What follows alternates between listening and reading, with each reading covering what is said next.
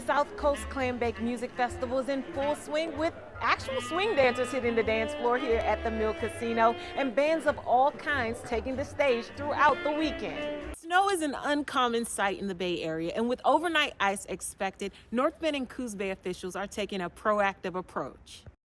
The looming closure of the Behavioral Health Department at Bay Area Hospital has Coos Bay residents concerned. They say with recent acts of violence across the country, the timing of the hospital's announcement couldn't be worse.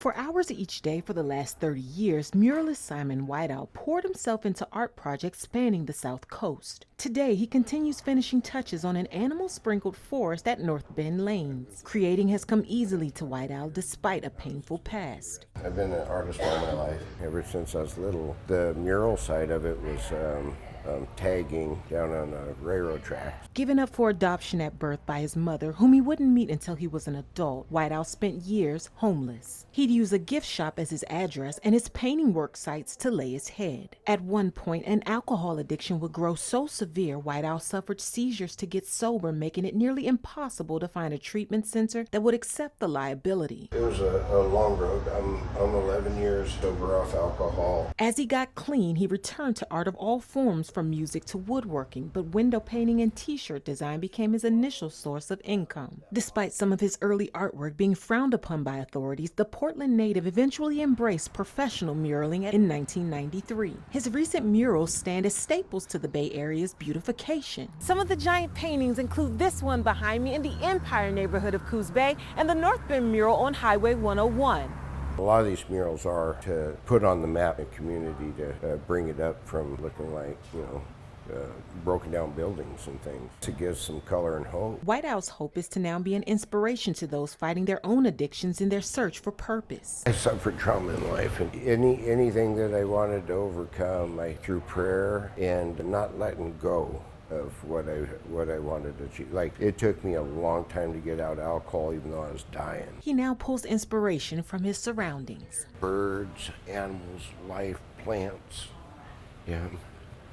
God, spend the time. The city of Coos Bay will be next to receive another custom Whiteout mural. In Coos County, I'm Gold Meadows. Travis is just a very genuine, good-hearted person. He goes out of his way to please people, and it's really sincere. It's not fake. When Travis Melton, a Bay Area hospital security guard, was just 5 years old, he experienced major losses. My first brother got leukemia, and about 4, he passed away.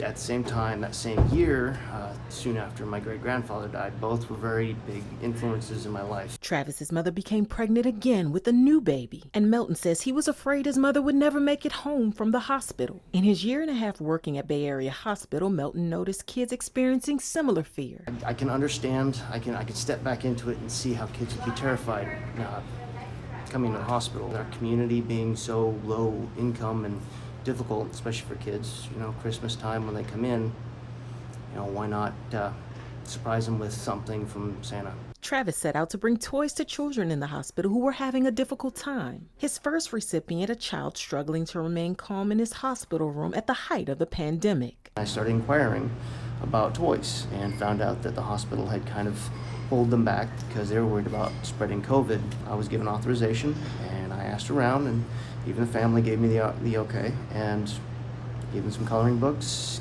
gave them, I believe, a couple Hot Wheels cars. It made things so much easier for the staff, for the family. And like a smile, his acts of kindness spread with the entire security department collecting toys to help Travis's cause. The hospital and corrections, it's kind of the lowest points in people's lives, and simple things like this can help make things easier. It's not just the kids who get gifts from Travis. Even elderly patients have received heartwarming surprises during some of their most difficult times. The father of 3 says he's glad to see his own children begin to demonstrate the art of giving. KMTR and Rice Furniture love to recognize people in the community who are doing acts of kindness. And Travis, you are one of those people. So on behalf of Rice Furniture and KMTR, I want to present you with this check for $150. Oh, thank you.